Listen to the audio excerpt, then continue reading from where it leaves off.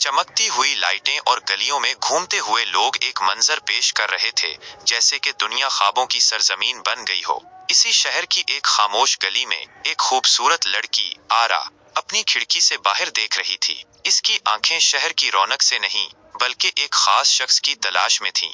वो शख्स था आर्यान, एक शायर जिसके अल्फाज में शहर का जादू था। वो अपने कलाम के जरिए लोगों के दिलों को छूता था। आरा ने आर्यान की शायरी पढ़ी थी और उसके अल्फाज ने उसके दिल को छू लिया था। वो उसके साथ मिलना चाहती थी, उसके साथ बात करना चाहती थी, लेकिन किस्मत ने उसे कभी मौका नहीं दिया।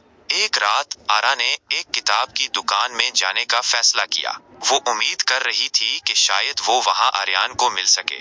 जब वो दुकान में दाखिल हुई तो उसकी नजरें एक शख्स पर ठहरे। वो आर्यान था। वो किताबों के दरमियान खड़ा था, एक किताब पढ़ रहा था। आरा की दिल की धड़कन तेज हो गई। वो उसके पास जाना चाहती थी लेकिन हिचकिचा रही थी।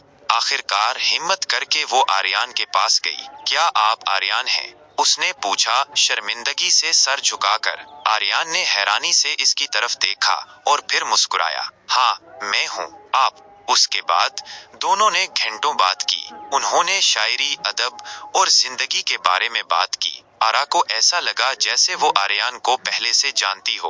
उनके दरमियान एक खास रिश्ता बन रहा था, एक रिश्ता जो अल्फाज से परे था।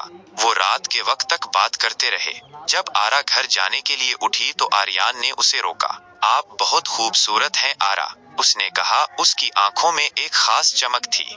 आरा ने शर्मिंदगी से मुस्कुराया और कहा, आप भी बहुत खूबसूरत हो आर्यान। उसके बाद वो दोनों अक्सर मिलने लगे। वो पार्क में चलते, काफी शॉप्स में बैठते और घंटों बात करते। उनका रिश्ता दिन ब दिन गहरा होता जा रहा था। वो एक दूसरे के लिए खास बन चुके थे। एक दिन आर्यान ने आरा से पूछा, आप मुझसे शादी करेंगी? आरा ने मुस्कुराकर हाँ कहा। इसके दिल में खुशी की लहर दौड़ गई। वो इस लम्हे का इंतजार कर रही थी। उनकी शादी एक खूबसूरत तकरीब थी।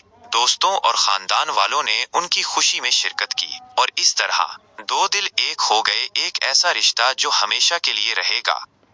आरा की शादी के बाद उन्होंने एक छोटा सा घर बनाया। वो दोनों एक दूसरे के लिए बहुत कुछ करते थे। आर्यान अपनी शायरी के जरिए आरा को खुश करता और आरा घर को एक बहुत खूबसूरत जगह बनाती। उनके पास एक खूबसूरत बाग था जिसमें मुख्तलिफ किस्म के फूल लगे हुए थे। आर्यान अक्सर आरा के लिए फूल तोड़कर लाता था। वो दोनों बाग में बैठकर एक दूसरे के साथ वक्त गुजारते।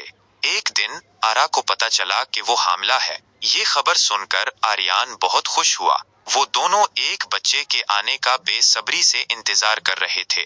कुछ महीनों बाद आरा ने एक खूबसूरत बेटी को जन्म दिया। उन्होंने अपनी बेटी का नाम ज़ारा रखा। ज़ारा के आने से उनकी जिंदगी में एक नई खुशी आ गई। आर्यान और आरा ने अपनी जिंदगी को बहुत खुशी से गुजारा। वो एक दूसरे के लिए बहुत मोहब्बत करते थे और हमेशा एक दूसरे का साथ देते थे।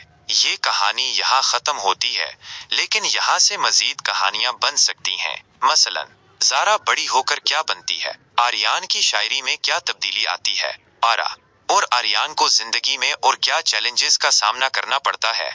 आप चाहें तो मैं इस कहानी को आगे बढ़ा सकता हूँ। क्या आप चाहते हैं कि मैं इस कहानी को आगे बढ़ाऊं? अगर आप चाहते हैं कि मैं कोई और कहानी सुनाऊं तो मुझे बता दें। होकर एक बहुत ही होशियार और खूबसूरत लड़की बनी। वो अपनी वालदा की तरह दिलचस्प कहानियां सुनना पसंद करती थी और अपने वालिद की तरह शायरी में दिलचस्पी लेती थी। आर्यान और आरा ने ज़ारा को बहुत प्यार से पाला। वो उसे हर वो चीज देते जो वो चाहती थी। जब ज़ारा जवान हुई तो उसने एक बहुत ही खूबसूरत लड़के से शादी कर ली। आर्यान और आरा बहुत खुश थे। उनके पास अब पोते पोतियां भी हो गईं।